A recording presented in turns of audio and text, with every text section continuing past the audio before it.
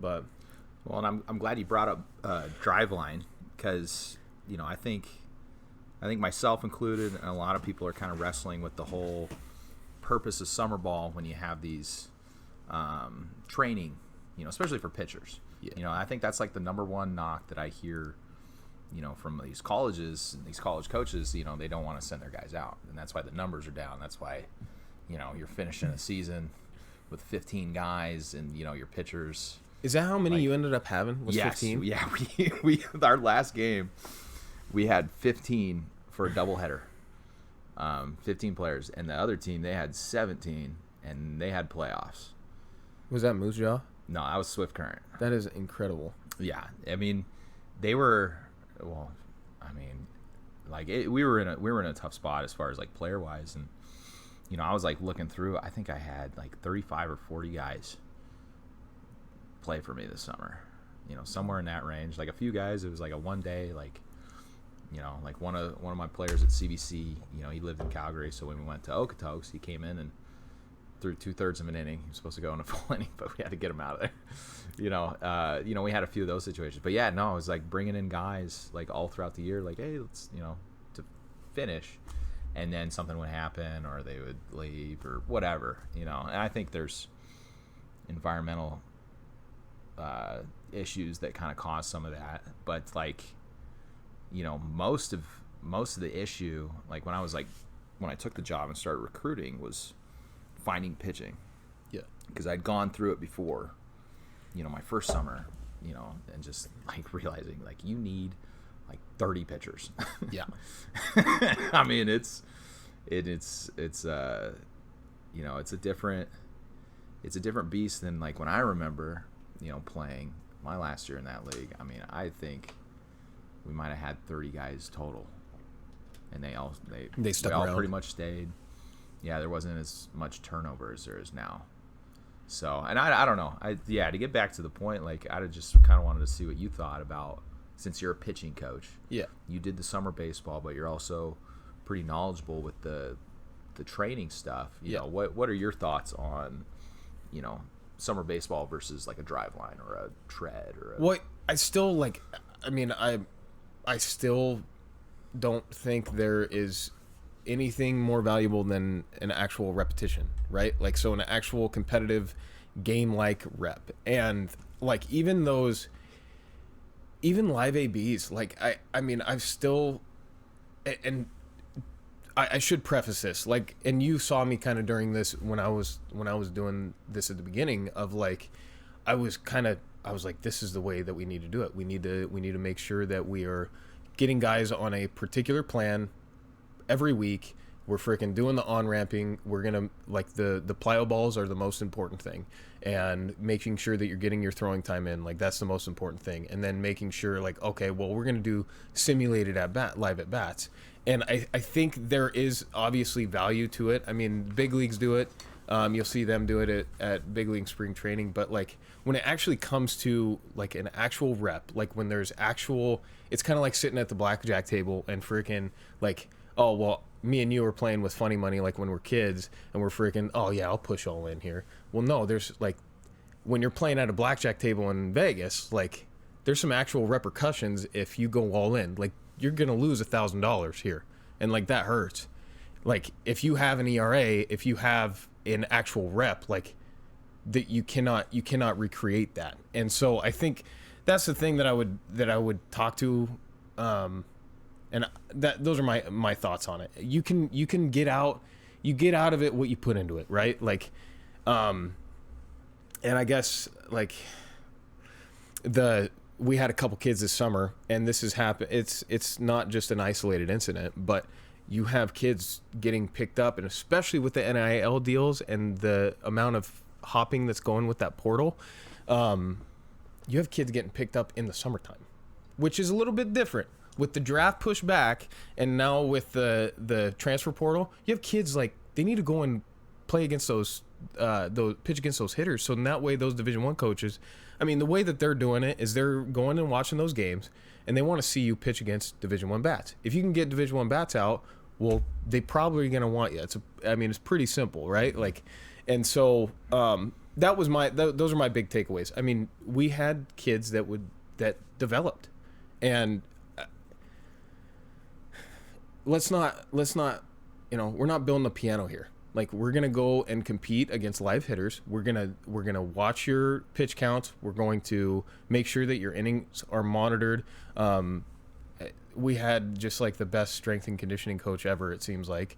And that was Coach Uni. Yeah, that's Uni. Yeah, Okay. Uni's just a stud. But it's not like you can't recreate that. Like, I don't know. I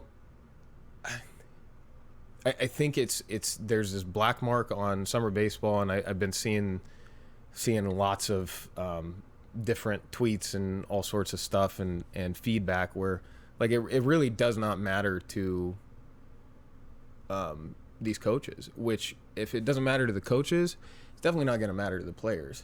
And so, again, it just gives those players a little bit of an out to, jump out. And I think that's, if you as a coach can get those kids to stay and really talk to them, hey man, like, we are here for your development, and there's more times than not the kid, it seems like, is going back home and they're partying, and I think there are still those. I think there are still those resources where kids do actually go back and they actually work out, but still, again, you can't repeat those live reps. Yeah. And so no, I'm a huge proponent for it. I'm a huge proponent for pitchers and going out, and I think there's a huge developmental opportunity for those pitchers to go and play in those summer baseball leagues, because Division I NCAA has so many regulations against practice time. Like, in the fall, like, these kids only get 20 hours a week. Some of these schools don't necessarily adhere to those rules all the time, which more times than not, those end up being the better schools. But, like, straight up, you need to, like, you get an opportunity to work every day on your craft. Mm-hmm. And that is, you can't, with no school or anything like that, that's a huge developmental opportunity. And so I'm a big proponent of it. Yeah. Well, and especially since you brought up, like, guys getting picked up in the summer. I had the same thing where guys came out and played for me, and then they were looking for a 4-year, or they were transferred or whatever, and they were able to get that opportunity because of playing. I think, so I've had this thought, because you mentioned the NIL. Let's go again. The NIL deals. Yeah, man. Like, that's that. I mean, it's definitely noticeable in the college football scene right now. Yeah. I mean, you think that's gonna affect how some players are treated for summer baseball?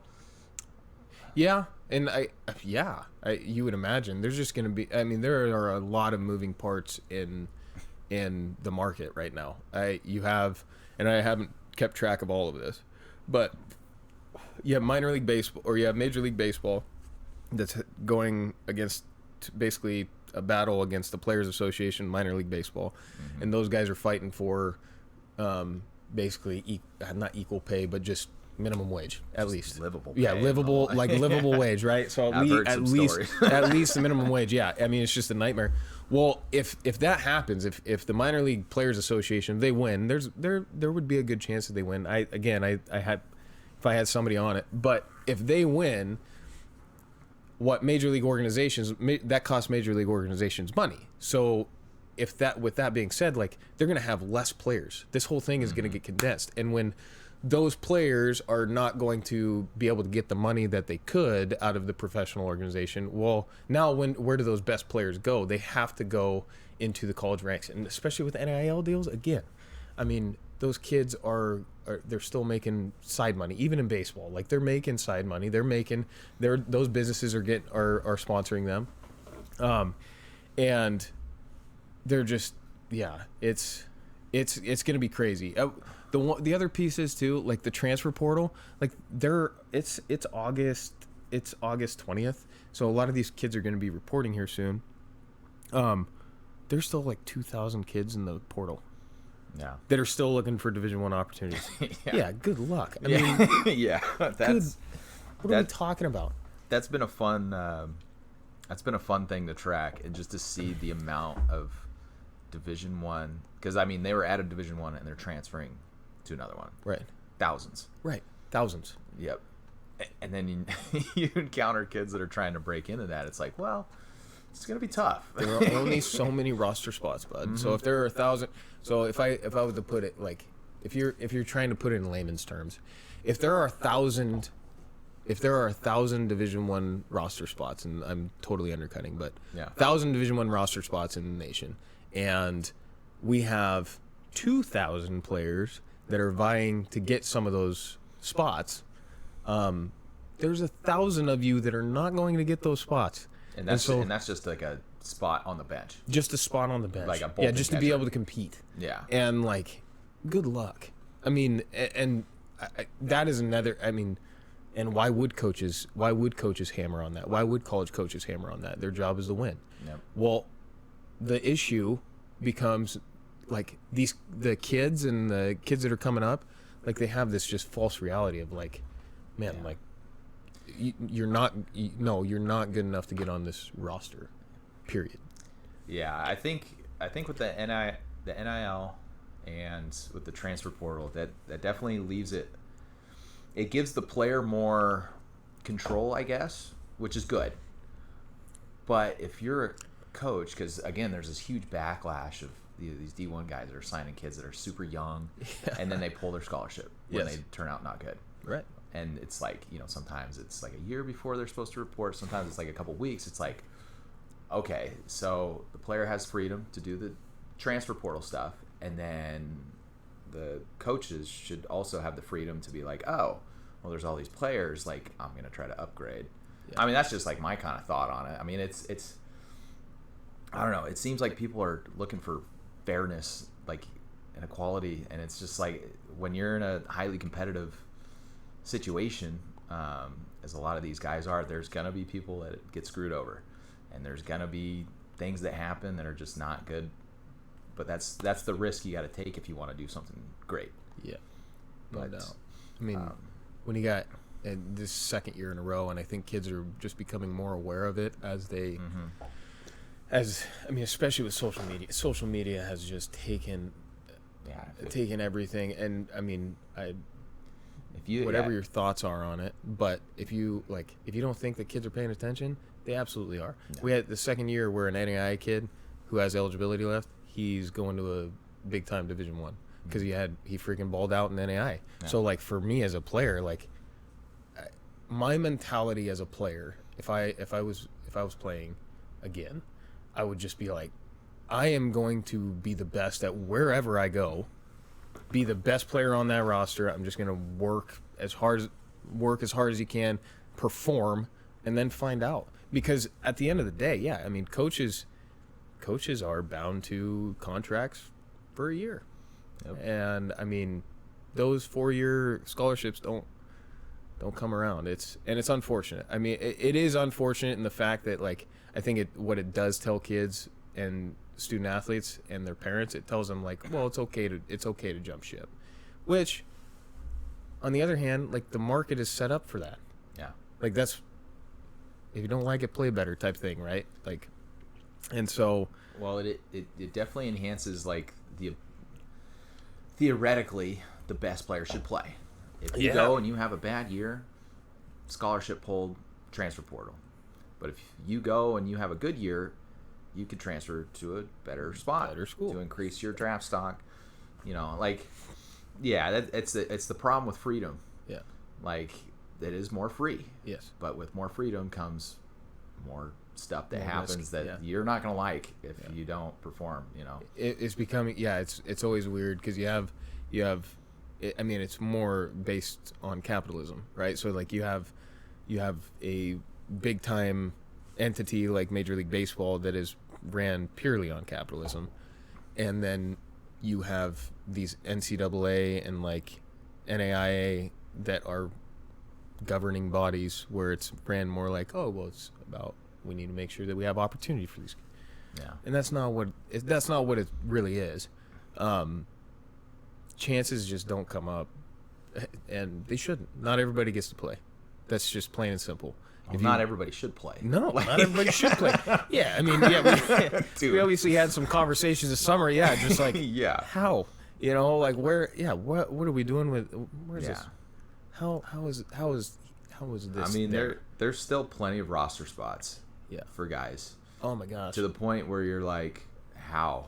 Yeah. You know, like that question has come up a lot more recently than I think when we were playing, because I mean, we both played NWACS, and NWACS is, you know, like lower end of the JUCO scale, in my opinion at least. Yes. Like, our guys were dogs. Like, you know, and the guys I played against, like, every team in that league had some guys that were good, which means that guys that aren't good aren't gonna play. But now it's like, all right, there's definitely an opportunity, which is good, because sometimes it just takes guys a little bit more time to develop. But, you know, I don't